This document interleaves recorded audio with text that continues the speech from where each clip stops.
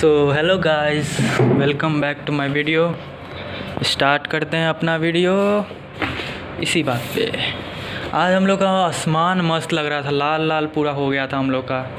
अभी शाम को घूम के आया हूँ मैं। मॉल गया था आम ख़रीदने, फिर मेरे रूममेट को वो बाल कटवाना था तो वही गया था मैं, और उधर से उधर आम भी ख़रीद लिया। 1 किलो ख़रीदा मैं। दिखाऊं क्या? दिखाता हूँ। यही अभी तुरंत आया हूँ मैं, आके सीधा वीडियो बना रहा हूँ। इसके अंदर केसारी आम कुछ होता है, वही वाला ख़रीदा हूँ क्योंकि ये मतलब सूंघ के देखा हूँ, टेस्ट तो नहीं कर पाया। सूंघ के देखा हूँ, मीठा मीठा स्वाद आ रहा था। स्वाद कैसे आएगा, मतलब सुगंध आ रहा था, तो वही 1 किलो ख़रीदा हूँ मैं। सो अभी आया हूँ ख़रीद के, वीडियो बना रहा हूँ।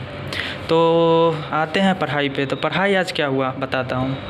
पहले तो हम लोग को सुबह सुबह पता चला कि हम लोग के मैथ्स का क्लास नहीं होगा, क्योंकि हमारे मैथ्स वाले सर को बुखार लग गया, क्योंकि बारिश हुआ था तो वेदर चेंज होने के कारण उनको बुखार लग गया, तो उनका क्लास कैंसिल हो गया था।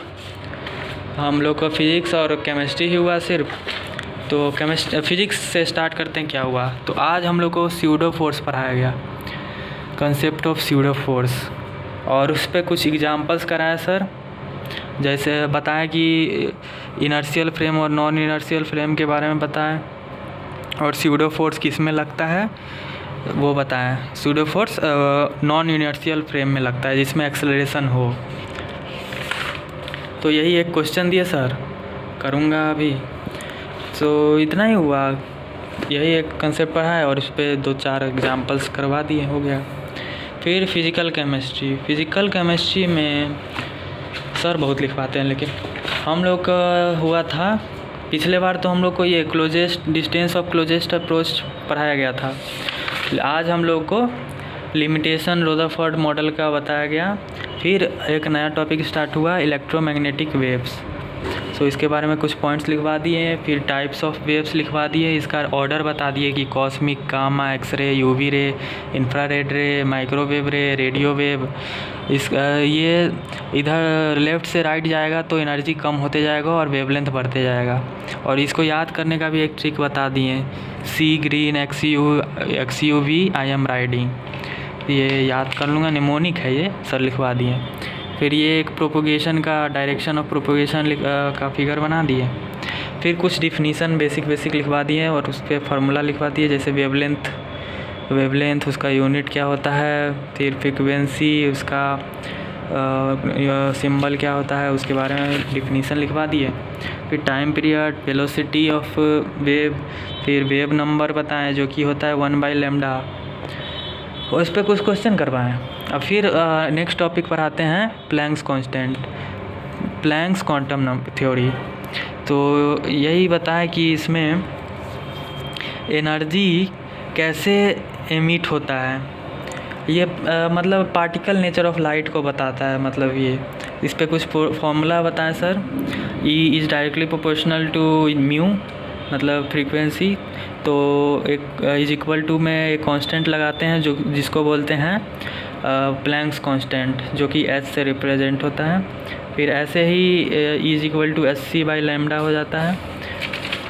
तो ये तो एनर्जी एक फोटोन का जो पार्टिकल होता है लाइट का, तो एनर्जी ऑफ 1 फोटोन का ये फार्मूला है।